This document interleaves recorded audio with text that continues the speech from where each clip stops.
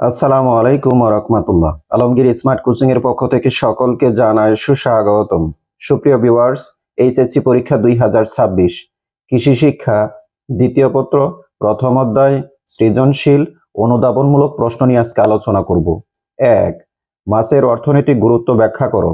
2. পুকুরে সার প্রয়োগ করা হয় কেন? ব্যাখ্যা করো। 3.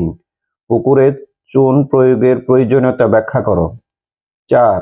রাজপুঁটি মাছ চাষ করা লাভজনক কেন? ব্যাখ্যা করো। 5. ফাইটোপ্লাঙ্কটন মাছের কোন ধরনের খাবার? 6.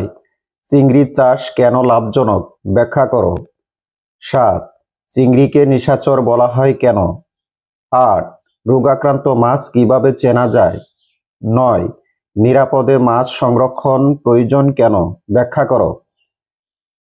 10. মাছ পচে কেন? ব্যাখ্যা করো।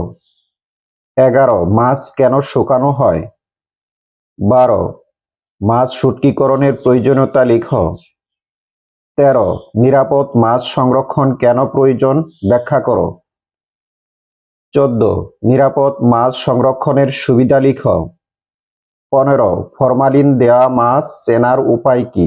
সুপ্রিয় ভিউয়ার্স, বাংলাদেশে যে কয়টি শিক্ষা বোর্ড রয়েছে এই কয়টি প্রশ্ন থেকে 100% কমন পড়বে ইনশাল্লাহ। ভিডিওটি যদি ভালো লাগে নিজেরা দেখবেন, পাশাপাশি সবাইকে দেখার জন্য সুযোগ করে দিবেন।